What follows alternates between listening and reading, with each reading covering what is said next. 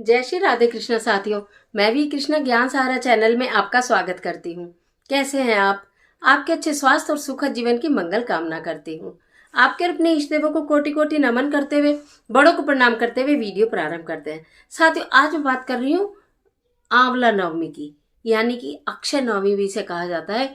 इस आंवला नवमी पर आंवले के वृक्ष के नीचे हम ऐसा क्या दीप जलाएं, हम इस आंवला नवमी पर ऐसा क्या कार्य करें कि हमारे पिछले जन्मों के भी कर्म कट जाएं और हमें अक्षय पुण्य की प्राप्ति हो। तो आज की इस वीडियो में ऐसी ही जानकारी लेकर मैं आपके बीच में, तो चलिए झटपट वीडियो प्रारंभ कर लेते हैं। लेकिन उससे पहले चैनल पर नए आए हैं तो चैनल को सब्सक्राइब जरूर कीजिएगा और बेल आइकन का बटन जरूर प्रेस कीजिएगा, जिससे आने वाली वीडियोस का नोटिफिकेशन आपको मिले सबसे पहले। मैं बात कर रही हूँ आंवला नवमी की। आंवला नवमी जो कार्तिक माह की नवमी तिथि को आती है, कहा जाए इसे अक्षय नवमी भी कहा जाता है। कहा जाता है कि इस आंवला नवमी पर किए गए पुण्य, दान, पूजा कभी क्षय नहीं होता, यानी कि वो कभी खत्म नहीं होती, उसका अक्षय पुण्य प्राप्त होता है। इस दिन आंवले की पूजा करने का विधान है। अगर आंवला नवमी पर आंवले की पूजा की जाती है, यानी कि आंवले के वृक्ष के नीचे पूजा की जाती है, तो आपके अथाह पुण्य की प्राप्ति होती है। कहा जाता है शास्त्रों में कि यदि आपको किसी पूजा से, पाठ से और किसी हवन से, आयोजन से, यज्ञ से लाभ न मिल रहा हो तो दिव्य वृक्षों की शरण में जाना चाहिए। हर वक्त दिव्य वृक्ष के बारे में आपसे मैं बात करती हूँ, मैं बताती हूँ। बरगद के वृक्ष की पूजा करो, पीपल के वृक्ष की पूजा करनी चाहिए, केले का वृक्ष है, शमी का वृक्ष है, बेल का वृक्ष है, आंवले का वृक्ष है। इतने दिव्य वृक्ष हैं।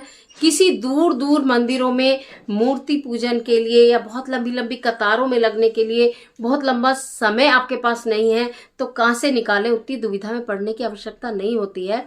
आप अगर दिव्य वृक्षों की भी पूजा करते हैं सच्चे मन से, सच्चे भाव से, अपने कर्म को शुद्ध रखते हुए, तो निश्चित फल की प्राप्ति होती है, क्योंकि इन दिव्य वृक्षों में ही भगवान का वास होता है।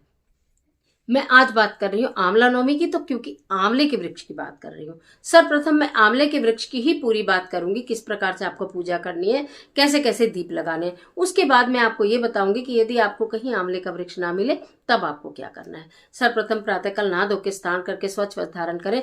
शुभ योग में आई है ये नवमी, वृद्धि योग में आई है ये नवमी। उसका शुभ मुहूर्त है प्रातःकाल 6:04 से लेकर दोपहर के 12 बजे तक। तो प्रातःकाल 6:04 से लेकर दोपहर के 12 बजे के बीच में आपको ये कार्य करना है। कोशिश करिएगा संभवतः प्रातःकाल ही करें। देखिए, जो पूजा होती है उस पूजा को करने में जो हमारा मन लगता है तो वो प्रातःकाल बहुत अधिक लगता है। उस समय हमारा मन भी शुद्ध होता है, हमारे भाव भी शुद्ध होते हैं, हमारे दिमाग में भी कुछ नहीं होता, हमारे दिल में भी कुछ नहीं होता, और हमारी जिह्वा पे भी कुछ नहीं होता, और हमारे पेट में भी कुछ नहीं होता। यानी कि हम लोग उस समय तक निराहार होते हैं, तो हमारा पूरा ध्यान भजन और पूजन में लगता है। तो इसलिए जितनी संभव जल्दी हो उतनी जल्दी करिएगा। आंवले के वृक्ष के पास जाने से पहले आपके पास सामग्री होगी। 1 लोटा में जल होगा, जल में कुछ मीठा होगा, कच्चा सूत आपके पास होना चाहिए।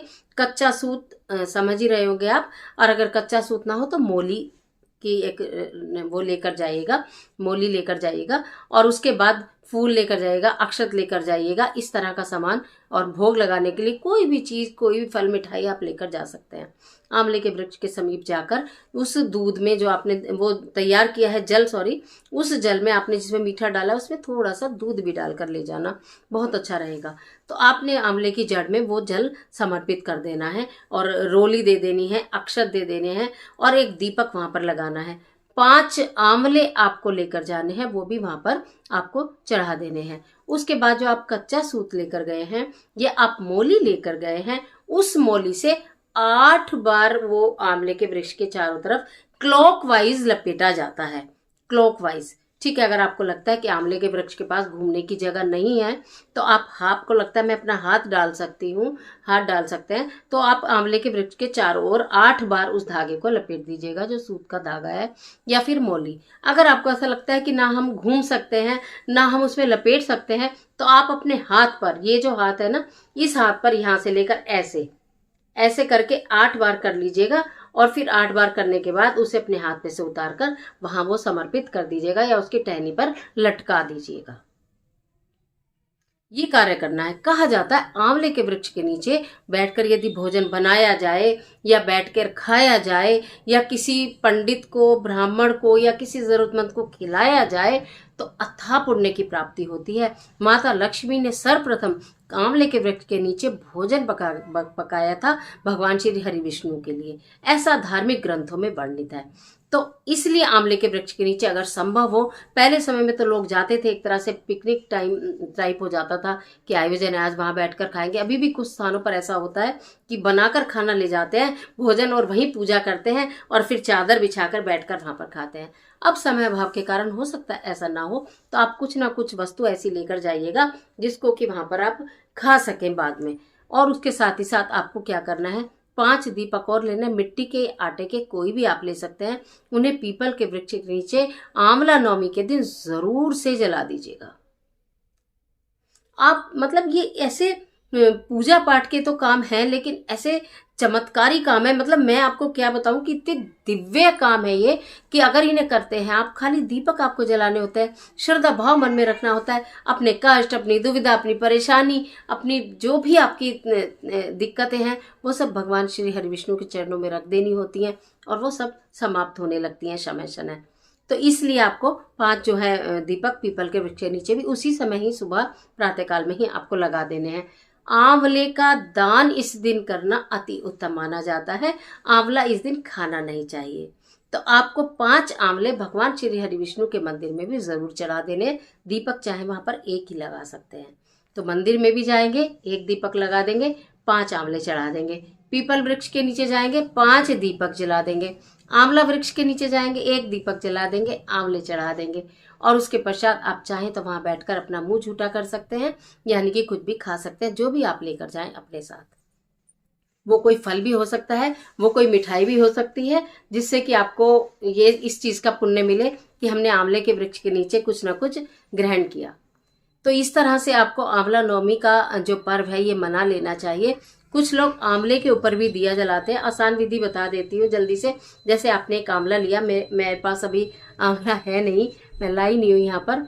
तो आपको ना आंवला लेकर उसको ऊपर से कट कर देना, थोड़ा सा ऊपर से थोड़ा सा कट कर देते हैं। उसके ऊपर जो बाती होती है गोल ना, रुई की बाती गोल, उसको नीचे से अच्छे चौड़ी करके और रख देते हैं और उसके ऊपर जलाते हैं। बहुत खूबसूरत लगता है। आप चाहें तो आंवले के ऊपर दीपक भी जला सकते हैं। जैसे मैंने बताया, मेरी बहनें बहुत, बच्चे बहुत इंटेलिजेंट हैं, सब कर लेंगे। जैसा मैं बताती हूँ वैसा करके देखिएगा, एकदम हो जाएगा। अभी मैं करके दिखाती तो आप, अभी मैंने बताया उससे भी आपको हो जाएगा। तो जरूर चाहे तो आप आंवले के ऊपर भी वो दीपक जला सकते हैं, नहीं तो आप मिट्टी का या आटे का दीपक जला सकते हैं। तो पूरी आंवला नवमी की विधि मैंने आपको बताई है, क्यों करें, कैसे करें, वो भी आप कर लीजिएगा। दीपक कहाँ कहाँ जलाने हैं, 3 जगह जलाने, वो भी आप कर लीजिएगा। आंवले मंदिर में आपको चढ़ा कराने, वो भी आप कर लीजिएगा। अब बता देती हूँ कि यदि आंवले का वृक्ष नहीं हो, आपके आसपास आंवले का वृक्ष नहीं है, कहीं जाने की सुविधा भी नहीं है, तो 5 दिए पीपल के वृक्ष के नीचे आपको जरूर लगा देने। घी के दिए लगाने हैं, ये दिए घी के लगाएंगे आप, जो आंवले के उसके पीपल के वृक्ष के नीचे लगाएंगे। अब आप बोलेंगे कि हम आंवले का वृक्ष भी नहीं है, हमारे पास पीपल का वृक्ष भी नहीं है।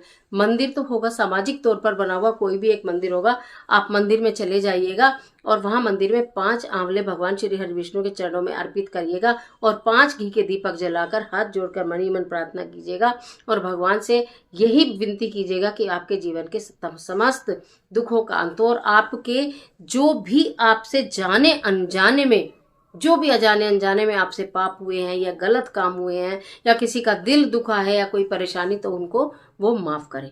जब हमारे ये बुरे कर्म कटने लगते हैं तो हमें अच्छे कर्मों का फल मिलना प्राप्त हो जाता है।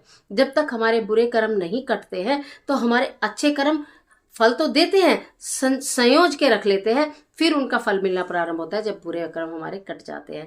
तो पहली बात तो बुरे कर्म होने ही नहीं चाहिए, अपने कर्मों को स्ट्रॉन्ग करें। लेकिन जाने अनजाने में हो गए तो उनके लिए ये पूजा पाठ होते हैं, ये विधि विधान होते हैं, इनको कर लेने से वो कर्म कट जाते हैं।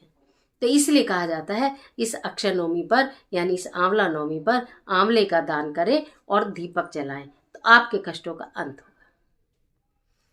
तो आज के लिए इतना ही, इजाजत दीजिए। आशा करती हूँ वीडियो आपके लिए बहुत उपयोगी साबित होगी।